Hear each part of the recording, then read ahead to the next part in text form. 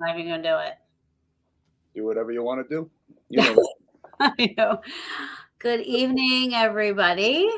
Thank you for joining us on Paranormal Brew. Um, and for November to Remember, which is for my guest tonight, um, Jason Hawes from Ghost Hunters, as if he needs an introduction. um, I say all the time that you are, I mean, like, I know the generation before us looked up to like the Holzers, Hans Holzer and John Zaffis and this and that. But for me, I feel like your generation of, if you will, quote unquote, the Godfather of the paranormal. Jeez, well, that's a big label to put on me there.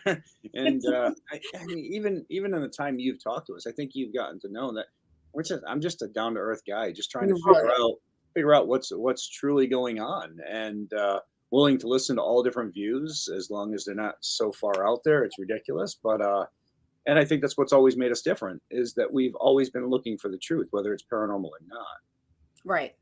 Yeah. And I remember early on, I think, All right, I got to give a shout out. Kenny Biddle's calling me old. That means I'm going to have to go to Pennsylvania on Thanksgiving, kick his ass. I mean, it's like, come on. Yeah. I mean, are you older than him? I have no idea. I mean, he definitely looks 20 years older than me, though. That's what Rumble do to you. No. He's so stressed. He's always so stressed out trying to prove everybody wrong. You know what? No, I say that to joke around with him. No, I know. And I think Kenny's always, I mean, I have always respected Kenny. He's been a friend for, since honestly back when I first started Ghost Hunters, because we've always respected each other and the way we both look at it. I think people like Kenny, especially Kenny, there's a huge area in the field that could benefit from people who are willing to really be down that line and always looking for the explanation. I think it's great to have people like that. I absolutely love, I've worked with people that didn't want Kenny around. And me and him have talked about this. I don't know why that is. I love having not just Kenny, but people like Kenny, but more so Kenny, because to me, he's like so smart and knows his stuff.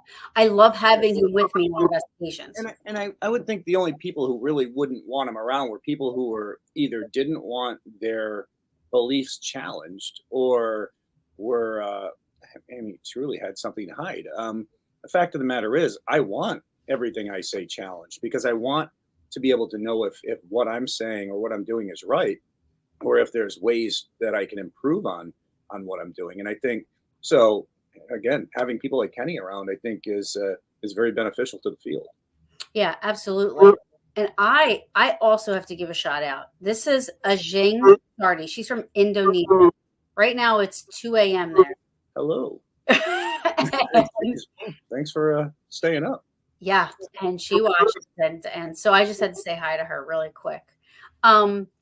So I got into the paranormal stuff late.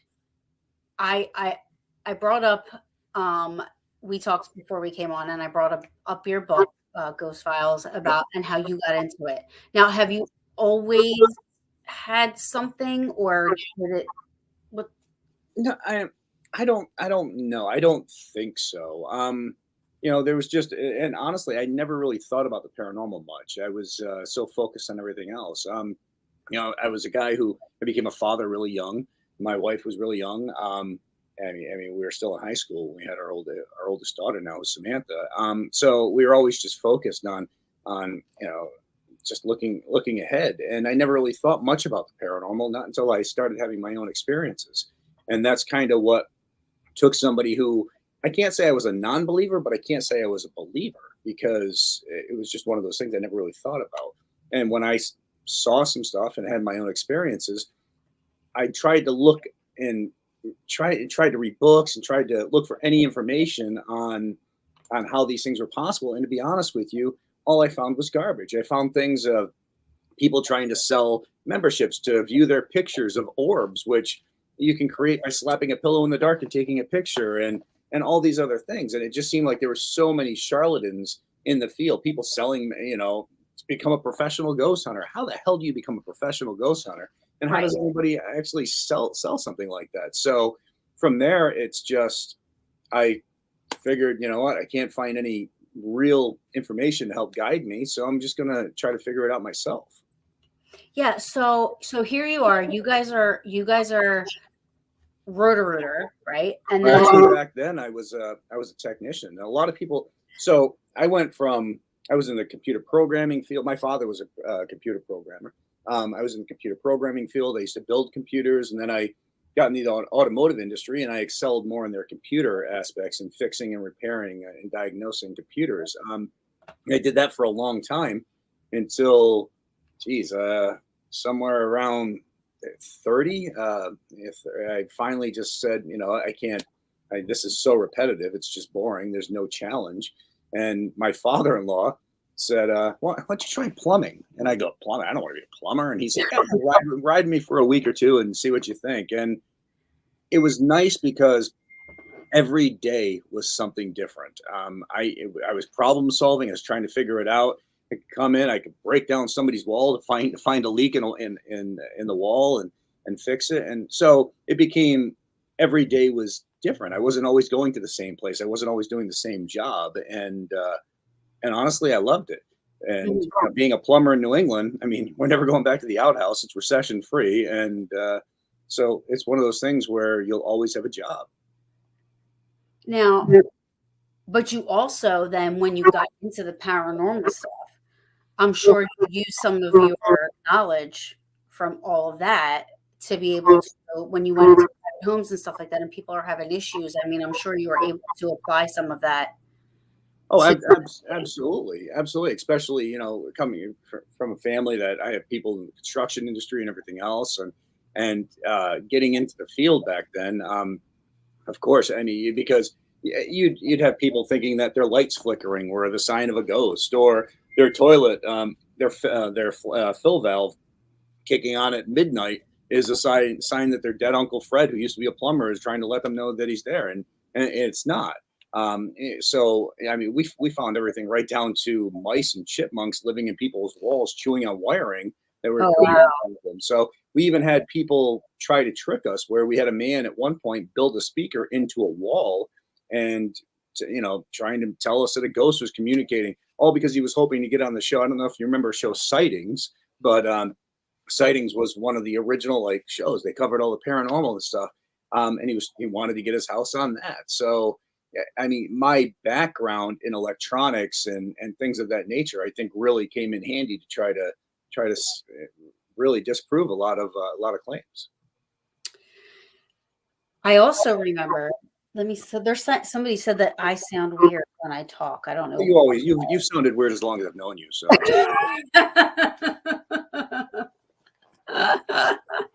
Which is probably why you love hanging out with me, right? yeah, that's um, but there was also another show I remember when you guys went out to. Me and you talked about it. Where there was a um a brewery, a restaurant where you guys Moon River Brewery out in California. No, where no, Blue Moon Brewery. Yeah, it was one. Yeah, I think it yeah. was Moon River. Yeah. I remember you guys like found like the thing behind the mirror. Built Uh, speakers. He had speakers in the ceilings. He had had- images built into the mirror in the restroom. They had chandeliers set up where chandeliers would start to move due to an air piston that they had in the ceiling. So yeah, I mean the list of people and that's the thing. Most of the times when you go to people's homes, people will misinterpret what's going on and think it's paranormal, and you're able to disprove it. Where some of these businesses, they're purposely trying to do things in hopes that it'll draw attention and bring people in. And you always need to take that into consideration any investigation you go on. Most of the time, homeowners, they're misunderstanding, and you're able to help them. But businesses, sometimes some of them have hidden agendas, and you always need to think outside the box when it comes out of that. well, that's got to be so frustrating, though. And how do you? When you travel 3,500 miles across the country to when you could have stayed on the East Coast helping out families that needed you or something like that to go 3,500 miles. But you know what? So Sci-Fi didn't want to air that show, and we fought to have them air it because we wanted the world to see that there's people out there who'll do this to you as well. It's not always a ghost. It's not always paranormal. Sometimes there is trickery. There's somebody trying to fake stuff, and we felt it was important to show that. Now, of course, they had to edit a lot of the things I said to the individual when we were sitting across the table because I was pissed. I'm not going to lie, I was pissed, and so. But yeah, I think it was great because it showed that you need to always keep your eyes open. And You need to think. that is, I don't know. I hear a little bit of feedback too. I don't know why, but I'm gonna. Kenny's asking, what is the worst hoax you have uncovered? Uh, Well, I mean, that was definitely one of them. I think a lot of other hoaxes are things like the Amityville and things of that nature, where there were so many hidden agendas and financial benefits from these people. Things were really just blown way out of proportion. somebody else is asking, uh, what case have you done that has stumped you as of what is going on? It has stumped me. Geez, you know what? I'm not sure. I'm not really sure because there's cases that we found right down to people needing psychological help, people who are over medicating, under medicating, and paranormal wise, it's always questionable. It's always you always really need to double think every conclusion you come up with. Mhm. So I really can't say I've had cases that have stumped me because I've always been able to reach out to, again, like people like Kenny or other people who I can reach out to who can help guide me through some of the things. Yeah, but I think that's important, like that people know that because the shows now, and I've said this on so many of my shows now just I mean, even for private homes, people are looking if they don't know any better, looking at watching these shows, and it's like, "Oh, you know, this is what's happening," and then all of a sudden they get scared, they think someone's trying to kill them, and it's like, becomes a big, huge I mean, just having that And so when you and I first met, it was at Phenomenology, right. and actually I think the first time you saw me talk, I was sitting up on that panel, and I don't have a filter. I say I say what I think without thinking of who it might affect, just because it's the way I view it, and I don't ever mean it as an attack towards anybody. But you're right. Too many people go out there and oh, it's a demon. Let me, I can get it out of your house by doing this, or it's attached to this object. Let me remove this object from your house. Um, Too much of that is out there, and people really need to take that in consideration. And too many people try to play off of the fears of others for financial benefits for themselves, and I think that's horrible. I mean, you have no idea. And first off, my show started back in 2004. We're with one of the biggest reality TV companies out there, which is also owned by a major movie corporation.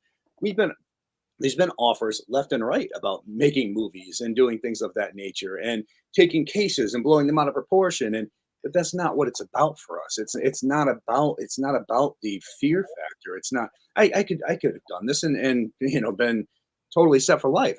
But it's not about that for us. It's about keeping it real and trying to take away that whole fear factor idea. And I think that's the most important thing. Yeah, and that's it too because, like, that's why I started doing this.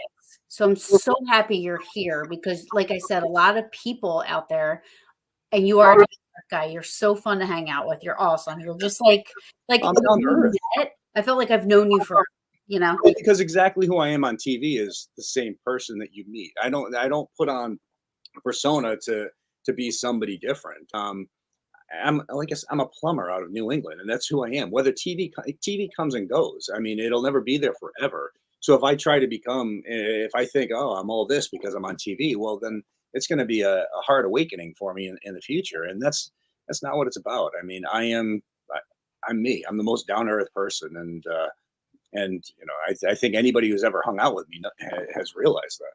yeah, and I've always, and you having children, I'm sure.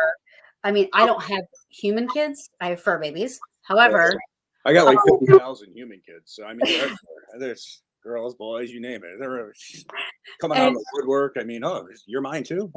No, no, but it's I got my three boys. My three daughters. I've got six kids total.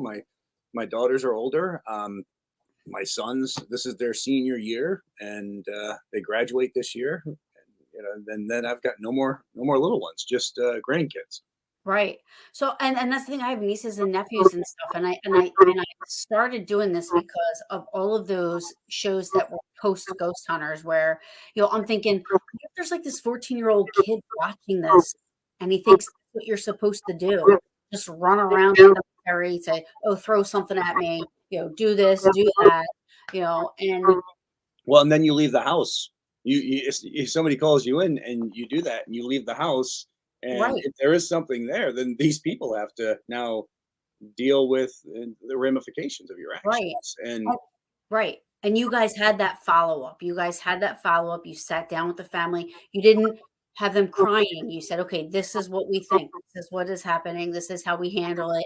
It was always done so professionally, and to me, in my heart, I feel like like that is how you were supposed to handle, you know, private cases for sure, but even if you're going to an abandoned place and stuff, you can't just go running around in these abandoned places, you know what I mean? well, and that's it. And honestly, what you see on television is the way we've always done it in the first place. We didn't change up our investigation methods to be on TV. I mean, when we were asked to do television, we turned down doing TV 5 different times. It wasn't until Craig Pelagian, the owner of Pilgrim Films, said, he sat us down, and this all stemmed from a New York Times article. We had this great reporter come out, went with us on an investigation. It came out on Halloween Day. Out on the Wire, went viral, but we were able to disprove this haunting as a medication issue. And from there, TV options were coming out of the woodwork. And I had been offered TV shows prior as well, because I had helped out on everything from MTV's Fear, Scariest Place on Earth, things of that nature. But we just didn't see what we did translating well on television. So we didn't want to be on TV. But Craig had said something, and I thought it was one of the most important things. He had said, if you don't do it, somebody else is going to, and how is the field going to be represented? And that struck home. That was one of those things where, it's true. And we can see there's been a ton of shows that have come and gone that have been, everything's blown out of proportion. The demon's chasing me, this, that, whatever. And that's what we didn't want. We didn't want that to be the first thing that people saw when it came down to this field. And so we agreed to do the show. We signed on to do 10 episodes, figuring it wouldn't last more than that. And who the hell would have realized that almost 20 years later, we're sitting 17 years later. I mean, we're sitting here, and I know. I'm doing the same show that I started the field off in. And, and We it's what started you love doing, and you do it the right way. And it's. I mean, I love Steve and Tango are great together. You know what I mean? Yeah. Dynamic, and then just, and then Carrie, she's amazing. I love her. I think she's so awesome. And Steve's been with me. A lot of people don't realize that I've known Steve longer than I've known Grant. Steve was with me before Grant and I even knew each other. And so it's nice when I turned down doing Ghost Hunters with the reboot, because they wanted to cast people around me. And I didn't like that idea. I mean, Steve's been with me since day one. Dave's been with me for 15 years. Sherry I've known for 20 years. So all these people were a serious part in my life, and I knew I could trust all those people. So nothing personal. I mean, I know Barry. Brian. I know Rochelle, and they're phenomenal people. They really are. But these are the people that I've always worked with. These are the people who I know how they're going to handle a situation and everything else. And also, I didn't want to do a show that put me here and everybody else below me. Like I'm the godfather. I'm going to be teaching everybody. No, it's not about that. It was about us being a team. So I declined doing the show, and we kicked off Ghost Nation. And Ghost Nation became a monstrous show for Travel Channel. I mean, the ratings were through the roof. And then when Ghost Hunters didn't get re-signed, the fans really didn't think it was what I think they wanted the way it was, and or the faces that they remembered, and they came to us and they said, you know what, would you guys be willing to take this? And Discovery said, well, we're interested as long as Jason is interested and does it with his team. Um, so we talked as a team, as a bunch of friends, and we all agreed because if any of us had any reserves, we said the hell with it and stuck with Ghost Nation. Um, and we agreed to take it back because this is the show we started, and this is the show that really opened up the whole genre of paranormal television. And so we agreed to do it, and as a team, as a family, and again, it's just we're really ecstatic to be back and doing what we love to do under the name that we built. Right. Absolutely. And that's the thing. I mean, for me, it gives me a sense of like, oh, finally, like this is what we need. You know what I mean? So sick of all the other shows. Like I stopped watching paranormal shows because of all that. I used to love Ghost Hunters one, I watched it. I mean, like it was my favorite show to watch, and not just because of like I told you before, it was educational for me. I was just getting into this. I was afraid of all of this prior. I didn't want to do anything paranormal, until I had my first experience. And then I was like, all right, what is this about? And then boom, here's Ghost Hunters, right? So I'm watching you guys. So I'm like taking notes, this and that. You guys are my first kind of like teacher, if you will. So And just to take the show back, you know how much it meant to us when I came out and I said that we were going to start doing Ghost Hunters again. I ran into a bunch of fans at a convention because we appeared at a convention, and people were in tears. And to realize that the show meant that much to so many, I mean, you got to remember back when I was doing Ghost Hunters for years, it was us and MythBusters were the highest watched show on cable, and it was. I mean, we were shattering records on cable and stuff, and it was amazing. It was amazing to see how far the field had come, and that people could honestly talk about it and not feel like they're being shunned. And that meant everything to us. But when we decided that we were going to take it back, and the word got out, just the fact that I'd run into fans and they'd literally be crying really meant that we made the right choice. That we were back where we were supposed to be. yeah, and I also did I like how um you guys were working with private houses again. Yeah. You And know, we still are, and you'll see a bunch of those. But of course, with COVID, this whole COVID thing, we've had to pick and choose the houses a little more cautiously because the fact of the matter is, I mean, we go to somebody's home, they have a family, we get somebody sick, or they get us sick, and we bring it home to our family is definitely a concern. And there's a lot of people out there who don't want to be vaccinated in this, so it and with production, it creates this whole situation where you're like, are we going to be able to do it or not? So right. we do have a bunch of residential cases, but we also have some really cool locations as well, some larger locations. Hmm. But I do want to stick more to the residential and the families because those are the people who truly need help. And when I go to a big location, who am I helping? Right. I mean, those are the fun things. You know what I mean? Like the breaks when you're. I feel like when you're helping a family, that's more like not a job, but for me, I mean, the last 5 private cases that's come my way, we didn't do an investigation. We went out, we talked with them, we helped them understand what they were feeling, whether it was or wasn't. Um, and I think that's a success when you don't have to do an investigation necessarily. Um, Yeah, and I also think very important. So the early years of Ghost Hunters, I think were my favorite because you'd see us being ourselves. You see us, we do the case, but you'd also see us go and screw around, do stupid stuff like we always do. And so we incorporated that into Ghost Nation and stuff. And one of the things when we were talking about taking Ghost Hunters back was when we did the initial Ghost Hunters, it was more of like a preliminary investigation. I mean, we'd be there for just a couple of days, but we'd have because we were doing 26 episodes a year, we'd have to be off to the next case. So we were stuck in this time restraint, which we didn't have with Nation. And I mean, Nation, I could be there as long as I wanted to. It was up to me. So when we were taking hunters back, and what some of the things I said was, I made sure that with Nation that you were able to see an investigation from the beginning to the end, and all the stuff we did in between.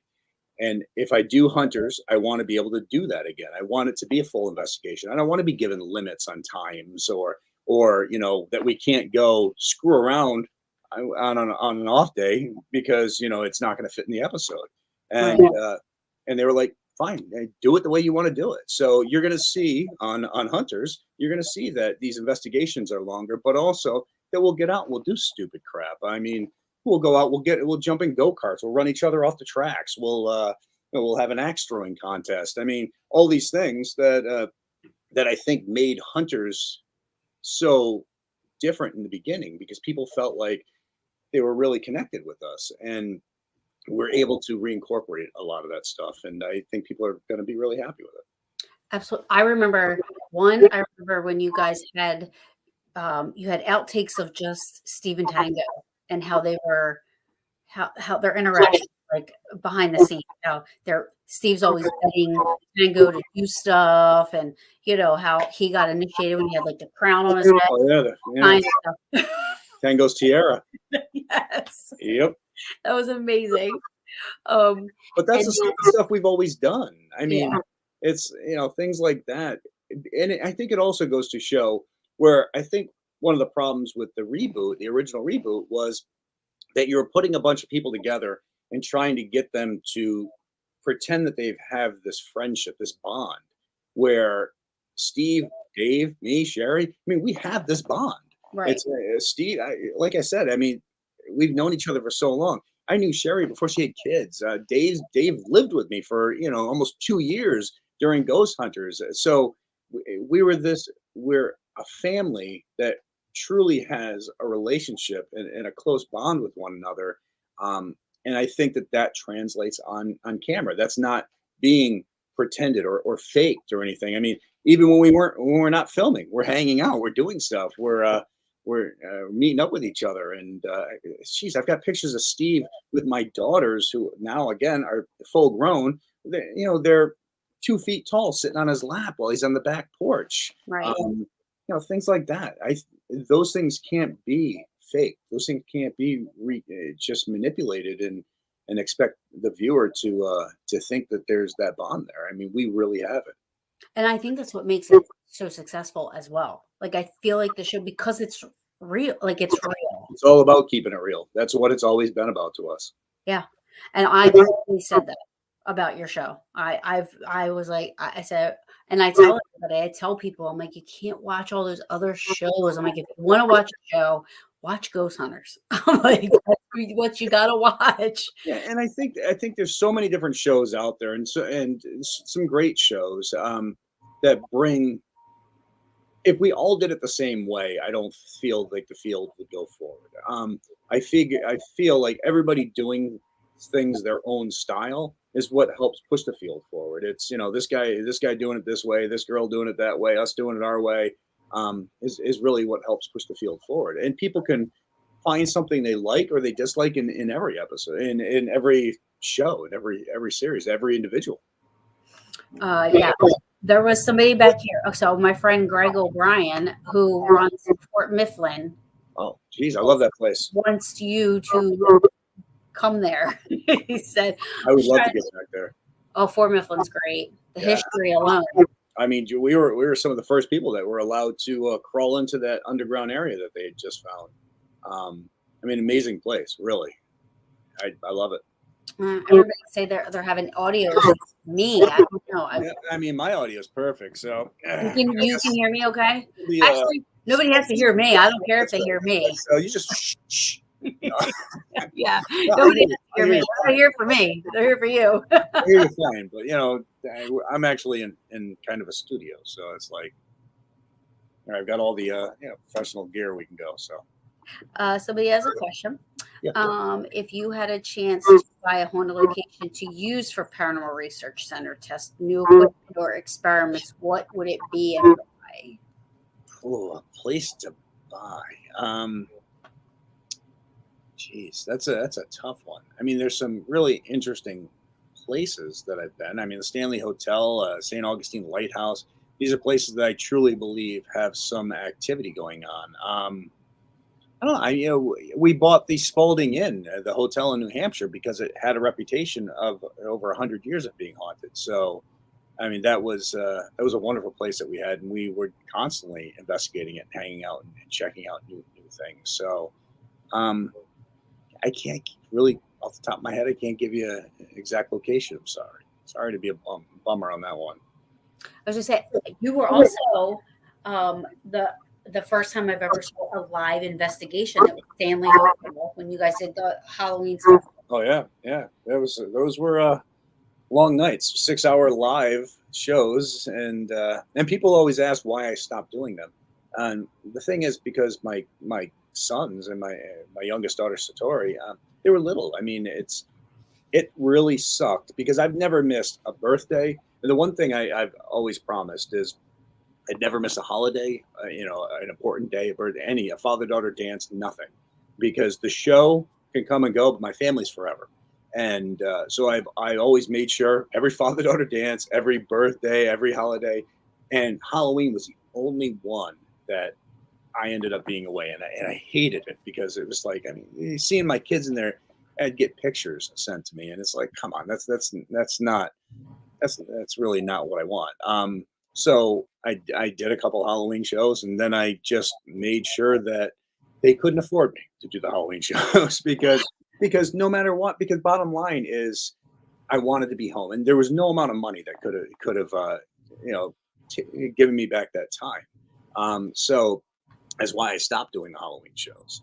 But and I told Sci-Fi, I said, hey, you want to do it on the 29th? You want to do it on the 30th? Fine, just not on Halloween. And they're like, it's got to be Halloween. Well, then you're shit out of luck. I'm not doing it. So, Well, I remember watching, and I don't know if it was the first time or the second time that you went. And I was almost asleep because I was a trooper back in the day. I would be like watching. And I remember it was probably around 3:30 in the morning. You and Grant were in the basement. oh, the girl voice. The girl Yeah. below. And Yeah. I sat right up. I was like, oh my God. Yeah. Amazing. The laughter and everything. And that was crazy. And the Stanley Hotel being built into a mountain. I mean, you gotta wonder what type of energy that could help, or I mean, that could expel, or what. I mean, there's so many different claims in that property. There's so many different things that go on, and I mean, it's just a wonderful property. It really is. With having kids, like what age do you think is appropriate for someone to get into the paranormal field? Honestly, I don't think there is any specific age. It's because so when it comes down to the show, I had my daughters on the show when so Samantha was on the show. Well, actually, first it was Haley.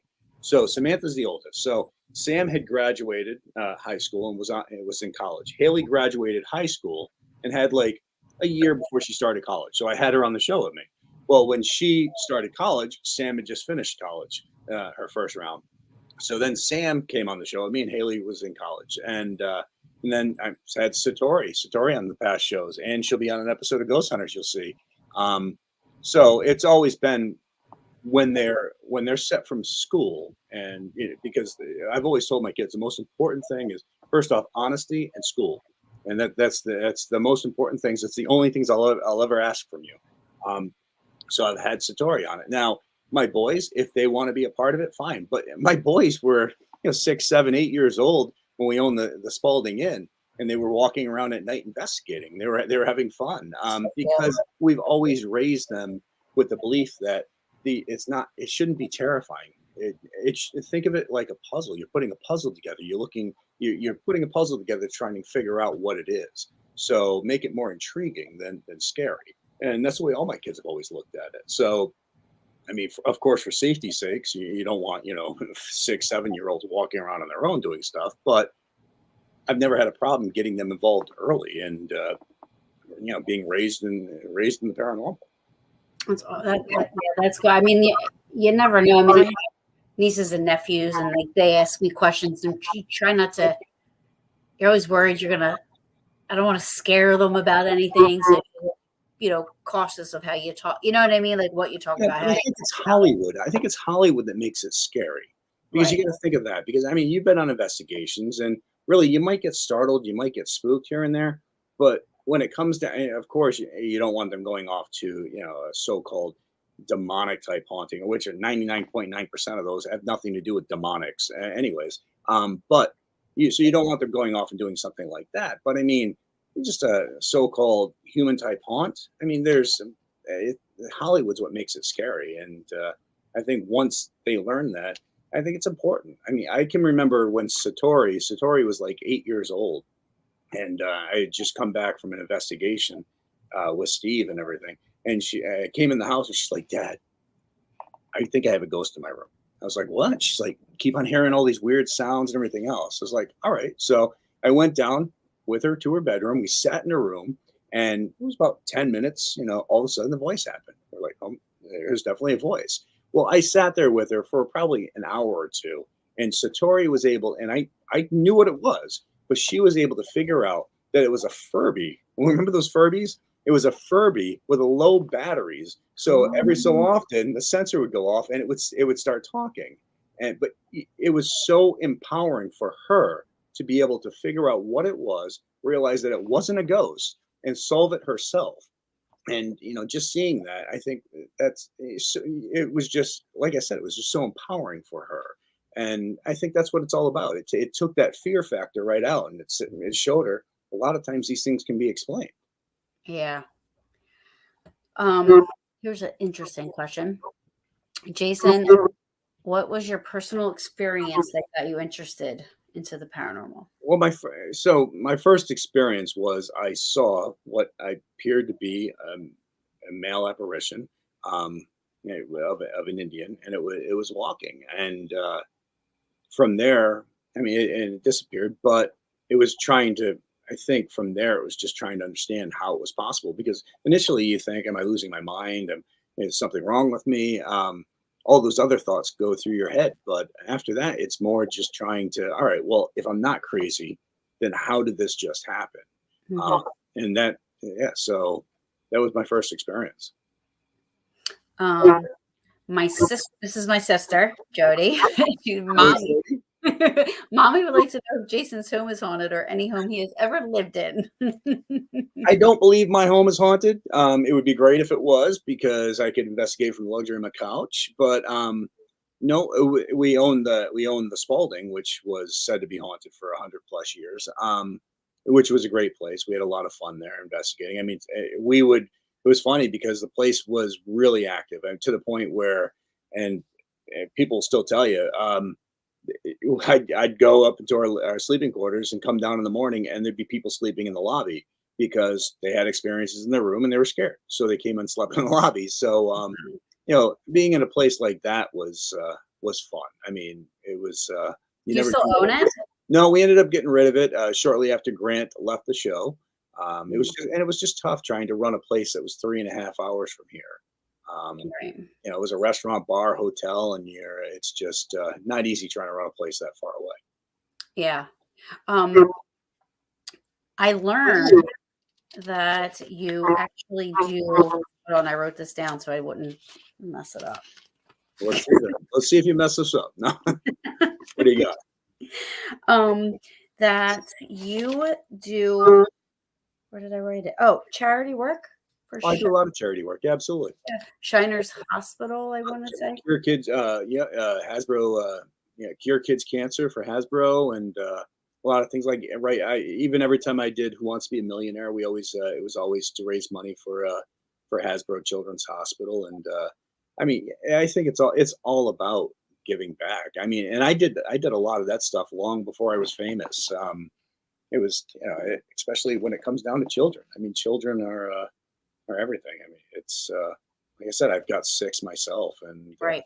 I can't imagine. One of my closest friends, Cassie, is going through a thing right now with her daughter who just finished chemo. But I mean, it's I just sent her a bunch of toys, so when she came home from the hospital, she had all these Disney dresses and this Disney tent and all that. It's honestly, if you can make a child's life a little brighter, then you've done a great thing in this world. Absolutely. And that's like one of the Gettysburg Battlefield Bash. They're it's for veterans, but also children with cancer.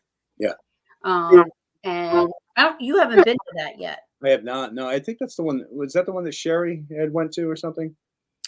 Yeah, I think she was there the first year, Yeah, maybe. because I think she was telling me about that. Yeah. Yeah, that's a really fun time. And My friend Howie goes there too. Yeah. yes, Howie, yes, yes, yes, yes, yes.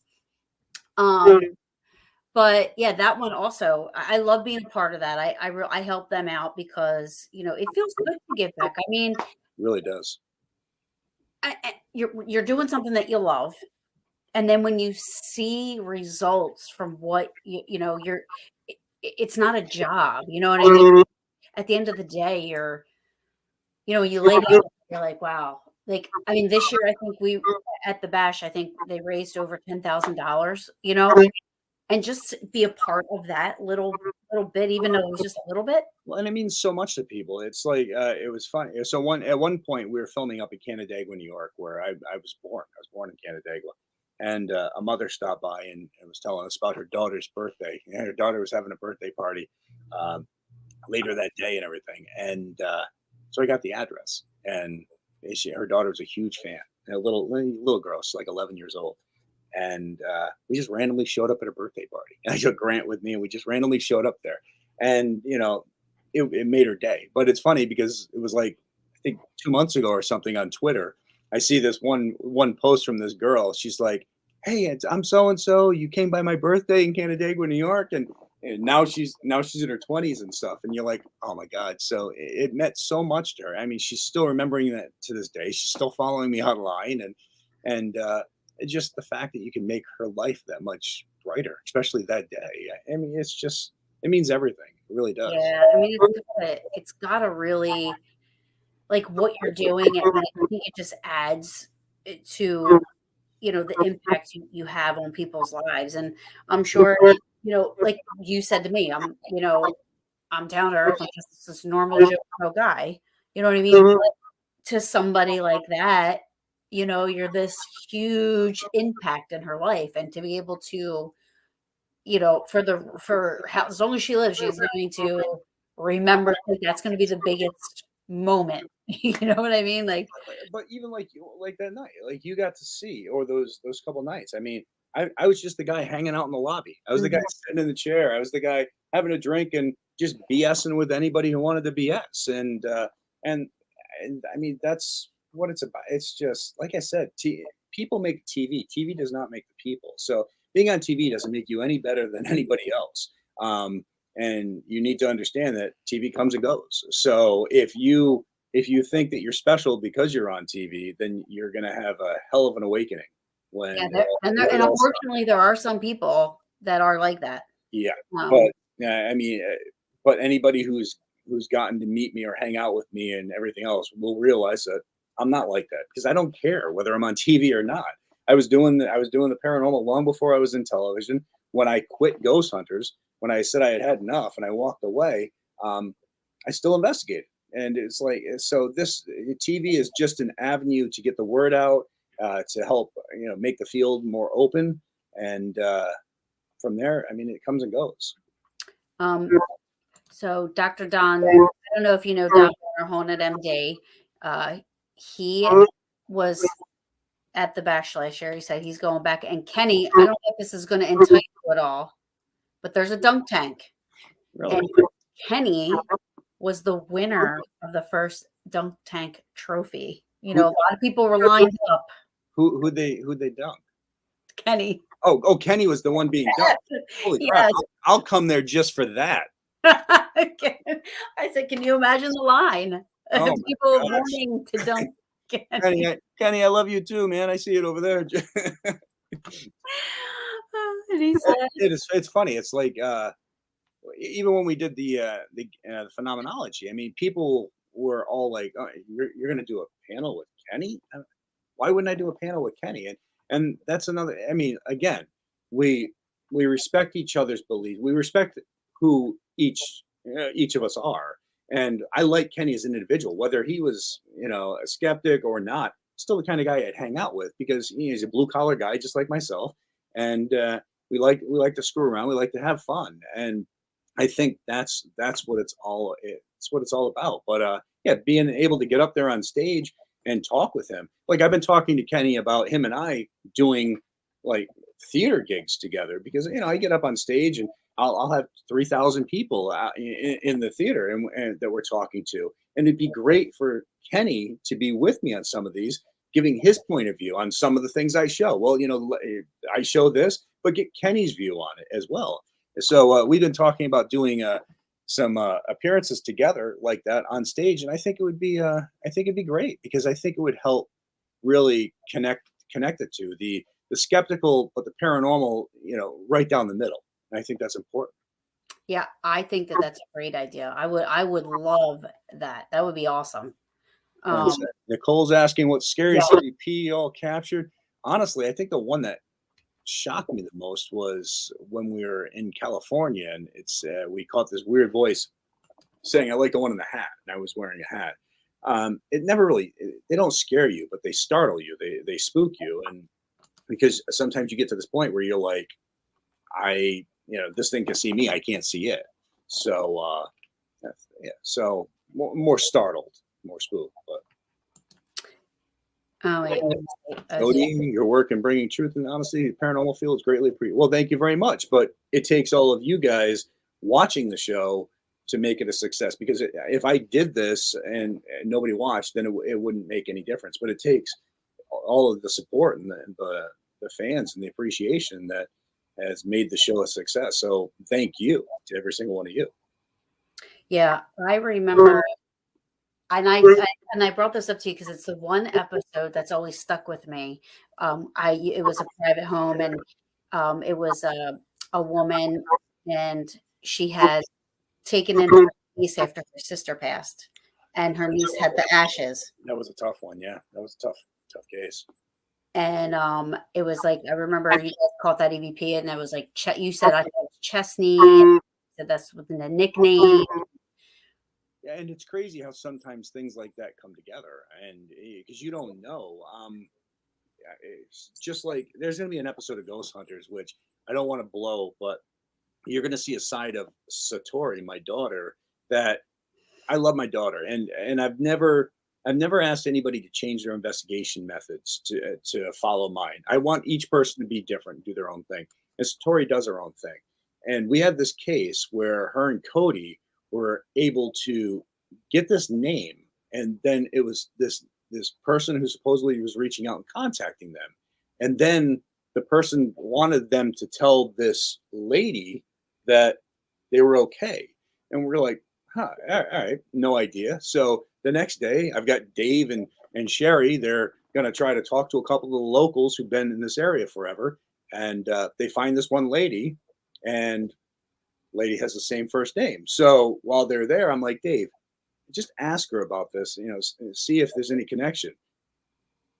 And wait until you see that episode because, first off, the lady broke down, Dave broke down, Sherry broke. I mean, my producer behind the camera broke down, and just so the information that Cody and Tori got, I mean, just it sent that investigation on a whole new path. I mean, it was mind blowing, and stuff like that. So it's amazing how sometimes those pieces just fall into that puzzle. And I think it does that for a reason, though. Like I feel like Great. the other side is trying to get, and I feel like the way it goes about happening makes it more validating for whoever is supposed to be receiving the message or receiving that connection. Yeah, I 100% agree with you. It's amazing, but it also is great because it's so real and it's so true, and it's just one of those things where you don't have to change anything. You don't need. I mean, it's look at this. I mean, how can something like this happen? Where's that connection? And That's the one thing I have to say. I mean, out of all my children, Samantha is very much like me when it comes down to investigating. Haley is kind of riding that fine line. Satori's got something that I don't think I've ever experienced before, and I mean, it's all amazing. Um, so I'm gonna like bunch a whole bunch of things together. Because somebody brought up, Nicole brought up, why do you think spirits like to drain our electronics? I But don't. I also want to know, It's not that I think they like to drain our electronics, and it's not even that I think that they knowingly are. I'm not sure if maybe it's the energy that they're giving off somehow is conflicting with the energy. Maybe it is that they're able to draw some sort of energy from these things without purposely knowing that they're doing it. But I mean, there is some correlation between things dying, electronics dying, and activity picking up. But then again, you have to be careful because some people now these days will sit there and say, "All my electronics died and all this craziness happened." Well, okay, is that true? So that's so you got to walk that fine line with that. do you have a piece of equipment that you like to use? Like, what are your thoughts on equipment that people are using? And um, Well, I can tell you right now, I hate things like the Ovilus. I hate it. I hate things like the spirit boxes.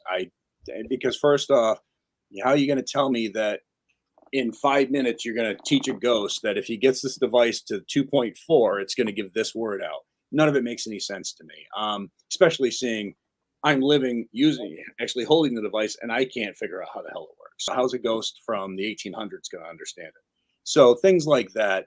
Um, we are constantly working on different types of things, whether it's different types of thermal, whether it's different types of 360 high speed cams, infrasound systems, things of that nature. And I'm hoping that more and more people step forward and start working on new devices, engineers coming in, figuring out new things to keep the field growing. Because I don't ever want the field to get stagnant. Sit right. around. Some of my favorite devices are like recorders, but thermal imaging cameras, things of that nature. Yeah, it's tough, especially now. Like somebody brings you a picture and they want you to analyze it. Well, it's tough to analyze a picture because it's like reading one page out of a novel. I don't Right. know You what weren't happened prior, what happened after. All I got is this one picture.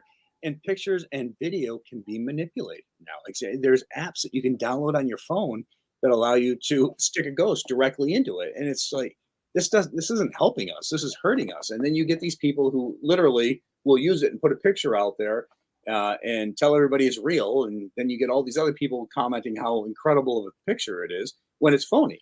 So it drives you crazy. Yeah.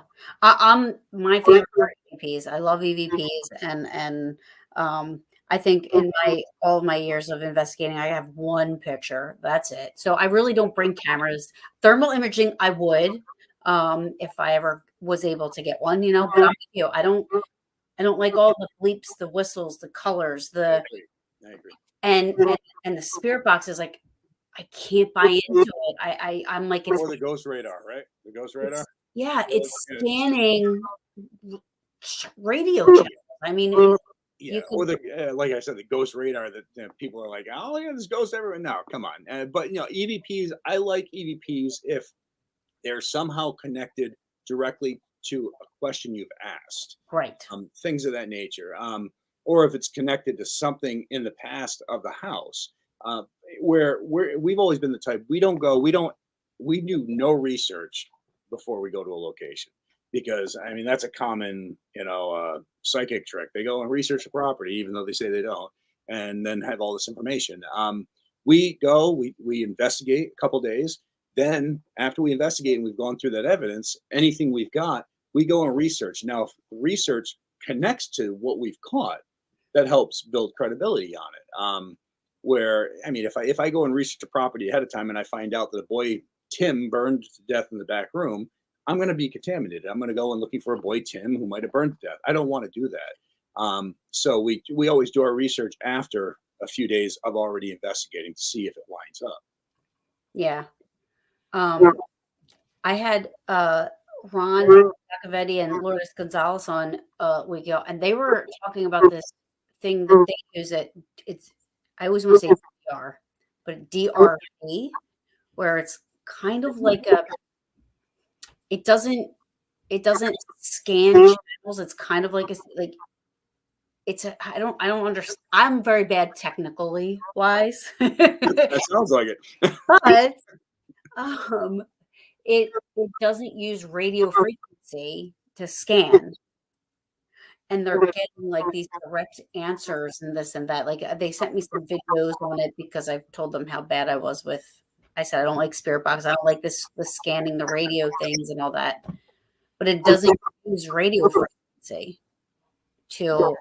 I don't know. I'd have to check into it a little more. Like, and it's funny. I know I keep on throwing it back to Kenny, but I've even talked with Kenny on devices and been like, "Hey, man, we get this with this device. Is it possible for you to check out these things and give me your thoughts on it? Because it's always nice to have an outside source look at something and be like, all right, you could be getting a false positive because of this or that, because these things come into play, and I think it's important to always know what could contaminate a piece of equipment. I mean, I've been on events and stuff and seen people manipulating walkies to try to make devices go off, and you're like, you're like, hey, really? That's so you're faking evidence using a walkie, trying to make a device go off, and I've also heard other situations of people trying to do stuff like that, and it's horrible. It really is. It is, and it's just so bad for us when we really, I can sometimes hear, so I hear disembodied voices, but I also do pick it up on my recorder. Well, but if you hear it, it's a disembodied voice. But if you don't hear it, that's when it's considered an EVP. Right. You aren't able to hear with your ears. Right. There were so many questions, and like I'm trying to. Bill Freeman, he runs Selma Mansion. He's saying hi. Hello, Will. Um, And Kenny says it good right there. Knowing the internal components of a ghost gadget is important. Also, knowing what other variables can manipulate a device is important, and that's true. That's 100% accurate. Because without that, somebody could fake as much stuff as they want because you're naive to how that device actually works. Mm-hmm. And they do. People do. They do it. And that's what's important to how you are. I love your loyalty, because you work with people that you trust. Nobody's going to fake anything. Nobody's going to do anything to jeopardize the integrity of ghost hunters or you. And those people that I have to concern myself about, I try to remove from my life. Bottom line, because I don't ever want to have to question if something is real or was real, or if that person's experience was real. I mean, if I do, then I'm working with the wrong person. Absolutely. I only have 2 minutes left with you, so that went really fast. Huh? I know. I looked over and I'm like, geek. I'm like, oh. I'll give you a couple extra minutes. That way I can get up and start cooking stuff. Yes. Yeah. How? So you brought up your kids. Like, how do they deal with? I'm sure, to them this is probably normal. They grow up with this type of. But I mean, they go to school. I mean, their friends see you on TV, and your wife has to be so. I mean, like, because you go away, and you're on TV. Like, how does the family deal with that part of it? Well, my family is the most important thing in the world to me, and I quit jobs in the past because it took away too much time from the family. Why I finally said the hell with it with Ghost Hunters was because I just felt like, first off, we had reached as far as I could with Ghost Hunters at that point, and I just needed to be home more often. My family has been great. My sons, I started the show Ghost Hunters when they were 4 days old. Literally, I got the call that Ghost Hunters was a go the day they were born. So I was standing in the hospital room, and Craig called me and said, "Hey, the show's a go." I'm like, "Well, my kids were just born." He goes, "Don't worry about it. We won't start filming for at least 4 days." I was like, "Great." That's why we put a trailer in my yard, because the twins were just born, so we couldn't have the meetings in the house like we always did. So the twins have grown. My sons have grown up knowing this, and Satori, I mean, she was 3 years old, 4 years old when I started the show. Sam and Hale, of course, it was a change to them because now all of a sudden their dad was this really famous person, especially Rhode Island, where the state's 47 miles by 38 miles. I mean, I live in the smallest state in the country. So no matter where, but I'm still that same guy where, and you can see it on Twitter or Facebook all the time where people are like, I saw you at Walmart the other day. Yeah, because I go out and get my own groceries. This is who I am. So living in Rhode Island has made it easier. Of course, there's the times you go out to the movies with the kids and people are trying to take your picture and the kids are like, but but living in Rhode Island has made it easier because people are so used to seeing you. Because I'm at Walmart, I'm at Home Depot, I'm at Lowe's, I'm at Best Buy. I'm all over the place. I'm in the right state for it. Put it that way. But and it's one of those things where I mean, we just had a pasta dinner for the boys football team, and their friends all came over, and they're friends who see me all the time but never get a chance to talk to me. Now want to sit down and talk to me about the paranormal and how it is to be on television and everything else. So we just take it one day at a time. But Yeah. like I said, it doesn't change who we are. Right. Because at the end of the day, I'm still dad, and when I'm home, and there's no question about that. It's whether I'm out mowing my lawn like I was doing today, or leaf blowing my driveway like I was doing yesterday. I mean, this is just or going and hanging out with the boys and grabbing some dinner down the road. I mean, this is Yeah. just who we are. Yeah, and that's what I love. I mean, unfortunately, I have met a couple people, that you think are going to be really cool, but they're not. And then, See, and Kenny then said, "Huh, we went to Walmart while we were in Gettysburg." Yes, we yeah. did. Me, Kenny, and his wife. We all went out to Walmart. So, I'm in it's Gettysburg like every month. It's like my Well, it's funny. So no matter where I go when I'm on the road, the first thing I'll do is we'll get into town, and usually I'll shoot Dave and Sherry and Steve. Well, Steve's always driving, so he's a day late. But I'll shoot Dave and Sherry a text and be like, "Going to do a Walmart run." So we'll all go to Walmart. We'll do some grocery shopping for the week we're there because instead of going out and blowing money at restaurants and eating out all the time, and so then we'll just head back to the hotel and we all chill out. So yeah. I mean, and that's the fun parts. You know what I mean? Like I loved like the lectures and everything like that, but like it's the in betweens when you get to just like kind of hang out with people and just relax for a little bit. yeah. And And I love the lecture. I love being able because I'm one of those people where you got to see I don't have a filter. So, and I never, some people, it was funny because even that day in Gettysburg, a couple ladies came up to me and said, they go, we always thought you were a real hard ass. I go, oh, sorry. They're like, no, no, no. We just realized that you're so straightforward. You just don't care. You just say what you think. And I'm like, well, great. And because that's just how I am. I'm just one of those people that I say, it's not that I'm trying to ever insult anybody or attack anybody. And I thought it was funny, like Aaron Sagers when he's talking about the show with how people, the paranormal caught on camera and they just want to see that. And I'm like, well, maybe if they have the attention span of pocket lint, yeah, but people want to see an investigation. They want to yeah, know what goes into it. And Aaron later, he's like, did I say something that upset you? I said, no, man, I had to apologize. I'm like, no, man, I just say what I think right off the cuff. And sometimes it gets me in trouble, but I mean, it's honest. What I'm saying is 100% honest because the way I'm saying it.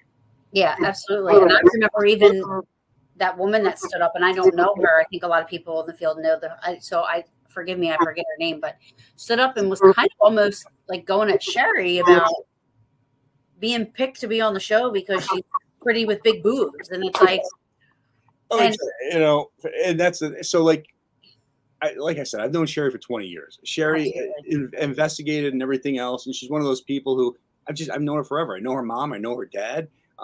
She wasn't picked because she had big boobs or anything else. She's a beautiful woman. I'm not gonna.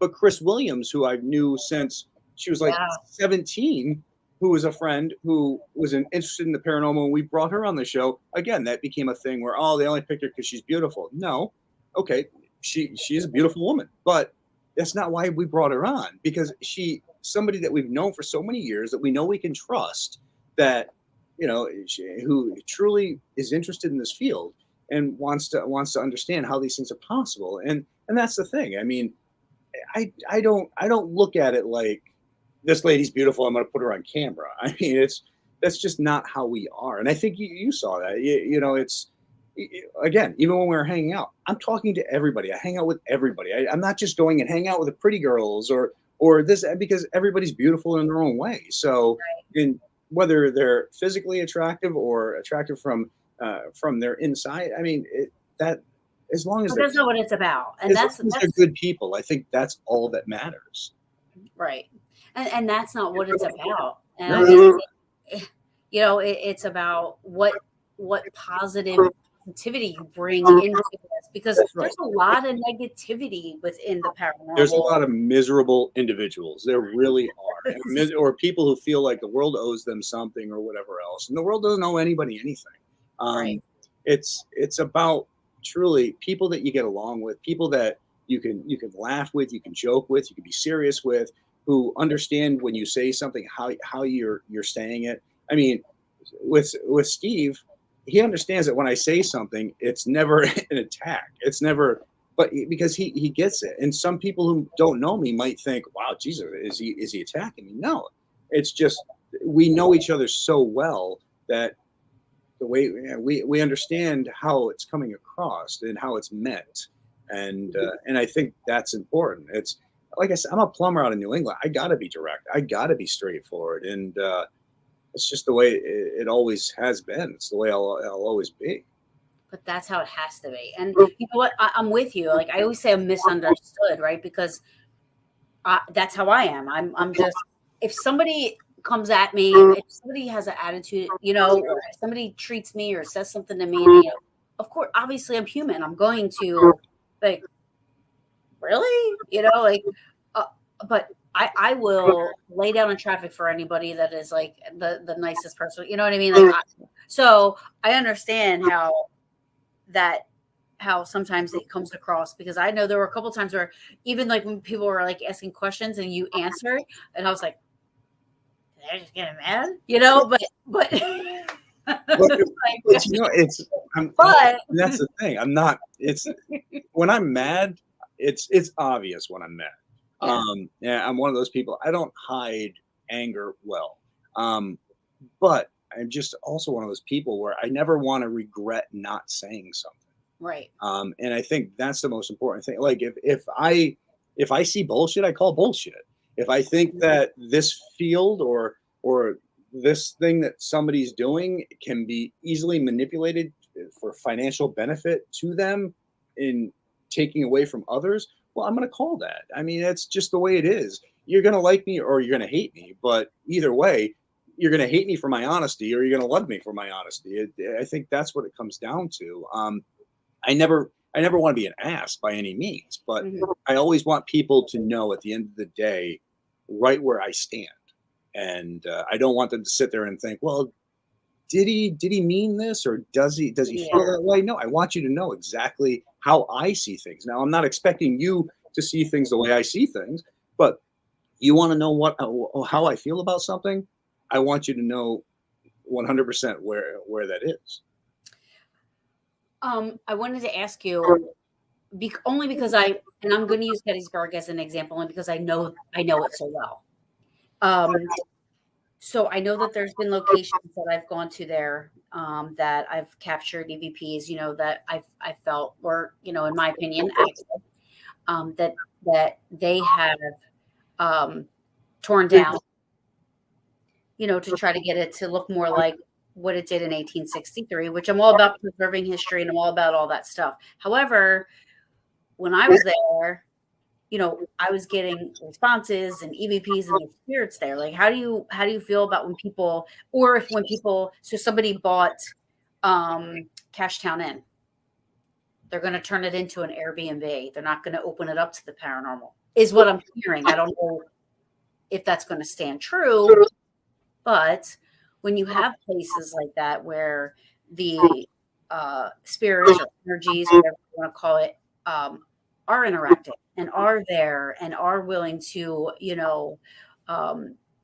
participate, if you will, for lack of better description. I mean, when these places get turned down, I mean, how do you feel about that? Well, when places get torn down that are active, Yeah. I mean, of course we can't change. I mean, Right. No, no, no. I say, know. and if it's an intelligent entity, it can really. I would think that it can go anywhere. It can Right. move on. It can go somewhere else. Yeah, of course, I hate to see a place with so much history, of course, get torn down or so much activity get torn down.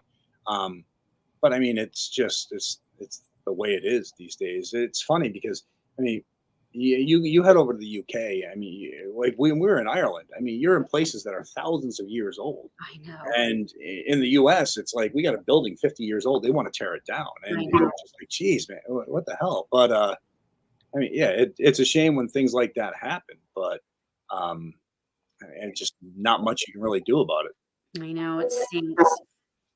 So before you go, what do you have coming up? There's a couple people that mentioned Vegas. Vegas. Oh yeah, yeah. We're gonna have a good time in Vegas. So we're gonna be in Vegas in December. It's the Vegas Para Unity, and Sherry, Dave, Steve, me, some of the, I guess a bunch of the people from the uh, Ghost Hunters reboot. You're gonna have. I mean, I think everybody's gonna be out there.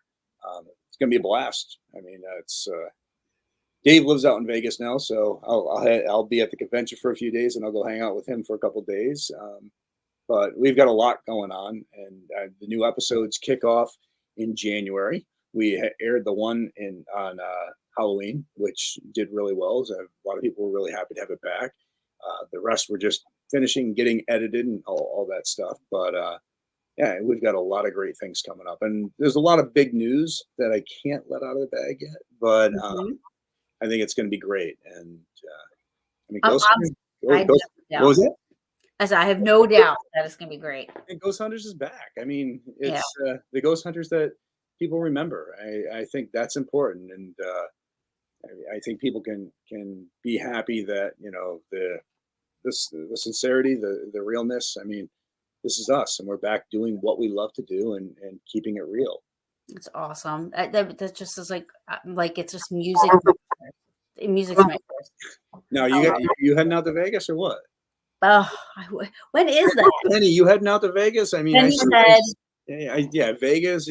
I don't, I don't know. It's, but I mean, Kenny should head out to Vegas and bring his rum. I mean, let's do it. yeah, I'm gonna yeah, have yeah. Kenny dancing on a table somewhere. Oh, he's like so funny. Look, he energy equals drink. I mean, Yep, yep. um, Yeah, December 9th through the 11th. That's right. So okay. it's gonna be a good time. We're gonna have a blast out there, and I'm really looking forward to it. Yeah, I wish I could go to. And I've started doing events again now, and I stopped doing it for years because my kids, and I mean the weekends where the boys were in football or the boys were wrestling. I mean, all three of my sons were state championship wrestlers, and so I always wanted to be there on the weekends too because Right. that's when wrestling competitions were. So and now they're games, but this is their last season of football. I mean they actually made it where their school hasn't made it this far in I don't know like 15 plus years, and they're in the Super Bowl first week of December, which is phenomenal. I mean, just the fact that they made it that far, they went from like the number sixth or seventh seed team to the number two. And my boys are being scouted right now by colleges for football, and so Yeah, I saw the picture you shared the other day. I was trying to respectfully say how handsome they were without being, like they are. It's funny. I mean, yeah, without it's being inappropriate, should I I mean, say? geez, I've got one, and they're all bigger than me except for one. But I mean, you've got Austin. I mean, Connor is 6'4". You got Austin, who's 6'3", 225 pounds of muscle. You got Logan. I mean, it's just they're great. They're great kids. I have truly been blessed with phenomenal children. I mean, all my daughters. Sam's got her master's. Haley's got her bachelor's. Satori's back in school for her bachelor's. The boys are going to be going to college, and that was always the biggest concern to us when it came down Mhm. to being in TV was because you see too many families fall apart when it comes down to their father's a celebrity or their mother's a celebrity, and children get involved in all this craziness, and that was something we were never going to accept. So we've always told our children the two most important things are school and honesty.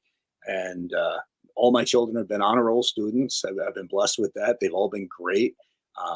They're extremely respectful, and like I said, I've truly been blessed. I've, you know, it's Well, I you know, must. though, it starts up at the top. You know what I mean? Well, With yeah, mom and dad. and And you know what? But I've truly been blessed, and you know, I can't say enough about them. It's phenomenal. that's awesome. I'm so happy for you, and I'm happy for ghost hunters.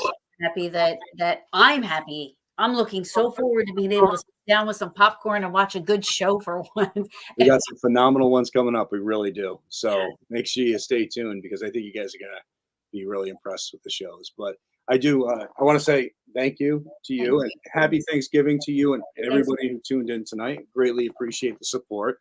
Got to do this again. Yes, absolutely. When you're allowed to talk about the things you weren't allowed to talk about. All right, so we'll have to sometime in January. Yes. All right. Well, you have a great night, hon. And Thank you so much. Kenny, good talking to you, man. It's a pleasure, and thanks for all the questions, everybody. Much love to you. Stay safe and have happy holidays. Good night, Jason. Thank you so much. Anytime. Thank you, hon. See you. Well, thank you, everybody. I'm so sorry if I didn't get to your questions. I was really trying to just concentrate on talking. I did try to get to some of them, and but I apologize if I did not. I know there were a lot of questions, and I don't have anybody else helping me, so which I probably should have done. With him anyway, but he's so awesome, and I'm so blessed and happy that he was able to come on and share some of the things that he did, and looking forward to hanging out with him again and having him on the show again. You guys heard it. Kidding. So next week, just so you guys know, next week I have Shane Pittman coming on. So he'll be my guest next week. So hopefully you guys join me again. And I'm booked all the way into January with a lot of guests and like Shane Pittman, Duo Demonology. I have April Blusette, Robert Rigi, Rob Murphy. I have a bunch of people coming on. So I hope you guys join me. And I appreciate all the support and everybody coming on tonight. And I will catch you guys next week. Mwah. Love yous.